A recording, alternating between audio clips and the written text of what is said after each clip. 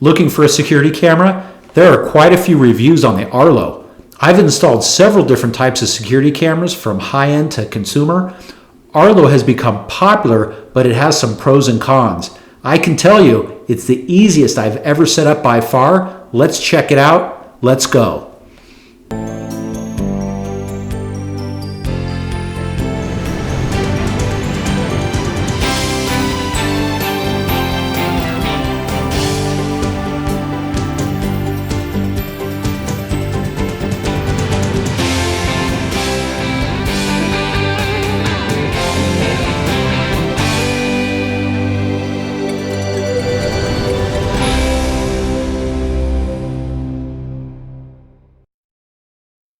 I got this 3-camera system at Costco.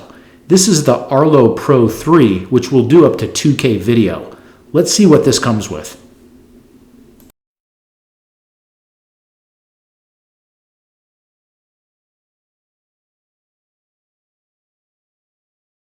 There's the 3 cameras. If I wanted to add more, I can purchase cameras separately and work with the existing base station that's in this package. These cameras can go indoors or outdoors.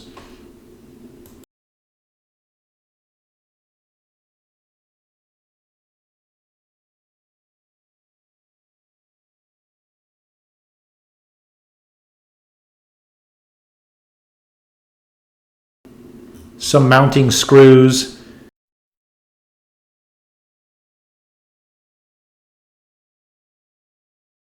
a USB charger,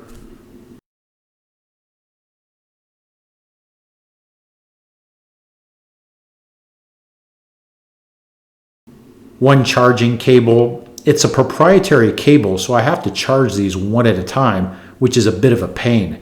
But they say the charge is good for 4 to 6 months. Mounting bracket. The camera screws right on the back. There's also some magnetic mounting brackets. We'll take a closer look at these later.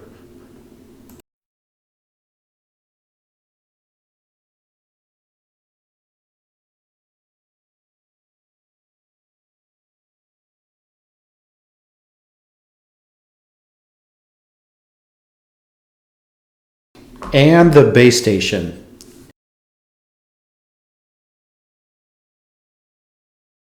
It has a USB for external storage for video recording, a network connection to your router, and power.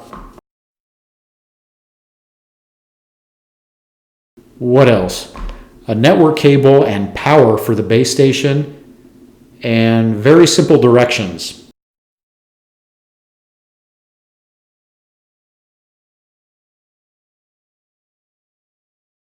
And a sticker that the house is protected by Arlo.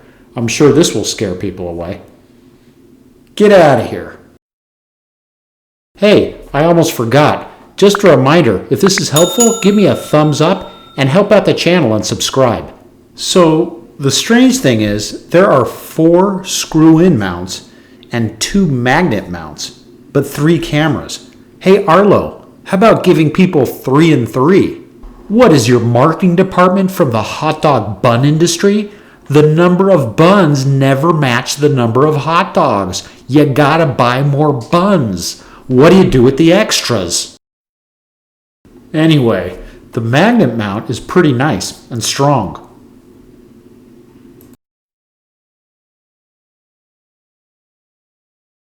The batteries don't come installed, but by pressing the button on the bottom, you can insert the batteries easily.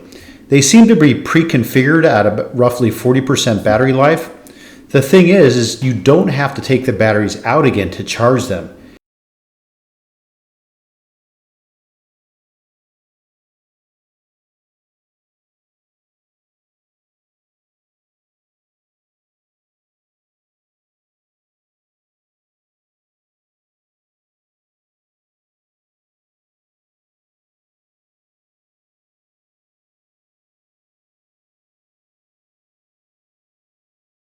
You can charge it through the case with the magnet attachment. The downside is it only comes with one charger as mentioned, and it's proprietary. Okay, I'm going to go ahead and install the base station. There's no need to go into any details here. It's pretty self-explanatory. I think a big thing with these cameras is the latency. Sorry about the glare.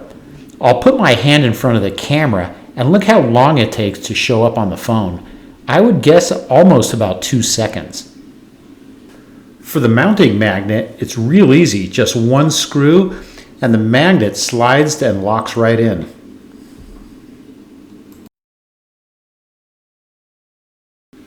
One camera is going into a shed about 100 feet from the house. I put in both mounts so we can choose which one to use. The screw-in bracket tightens good from the bottom, but from side to side it doesn't. However, we'll make it work. This could be a pain to charge, taking them off of the stand, but they say these last 4 to 6 months on a battery. One thing I was surprised about was the Wi-Fi distance. As I mentioned, this is in a shed about 100 feet from the house, and the other camera is even further. They both have 1 bar Wi-Fi signal, and the picture quality is still very good. In both locations, my cell phone doesn't get Wi-Fi coverage. Let's talk about the setup. I've installed probably a half a dozen different IP cameras, and by far this one's the easiest. No logging into your router to do port forwarding, no cabling, no messing with IP addresses. No plumber smile, well, I can't guarantee that. I loaded the app on my Android phone. The app is free, which it better be.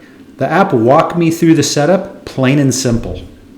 I won't go through each step because it's so simple, but basically you name the device, which is the base station. Your phone has to be on the same network, and the app will automatically detect it and check for software updates. Once the update is complete, you add a camera and then select the camera you have. The station will work with different model Arlo cameras, so you can mix them up if you want. I selected the Pro model, and it asks which model, which mine is the Pro 3. It finds it on the network and allows you to do an update on the camera. Important thing to mention, I never logged in or connected the camera to my Wi-Fi. The base station automatically found the camera and connected to it. Once the update was complete, you connect and the interface lets you know the signal strength. There are a good amount of features. Motion detection sensitivity. You can sign up to a paid service which gives you 30 days of storage for a fee, or just go with the 7 days for free. You can see it shows the battery level of the specific camera, so you'll know when to charge it, what base station it's connected to. You can turn on the camera's LED and other features like adjusting video settings and setting activity zones. If something moves in a certain region, it triggers the recording. To go back, with selecting back in the upper left-hand corner, at the bottom of the screen, it will list and provide a thumbnail of your cameras. I select Library, which lists the triggered recordings, which you can save the files to your phone. Going in, you can configure specific triggering through turning off and on, triggering through a schedule, and provide geofencing. I was impressed. It has a good amount of features. Oh yeah, and the camera also supports two-way audio. It actually works pretty good with the Pro 3. I've seen reviews on earlier versions that it didn't work so well. Here, I'm going to add the 2 extra cameras and do the software update to get these online. This camera does handle 2K with HDR, and it says you can do a zoom. But the zoom isn't a true zoom. As you zoom in on an image, you lose video quality. This is a downside, but great features with night vision, LED spotlight, warning siren that has decent loudness. Sometimes when you click connect to see the live stream, it takes time to connect. Right here I timed it and it took a little over a minute. I'm not on the local network, which is usually much faster. All in all, the camera is decent with a good value. I hope this helps you make a decision if this camera's for you. Don't forget to subscribe, and we'll see you next time.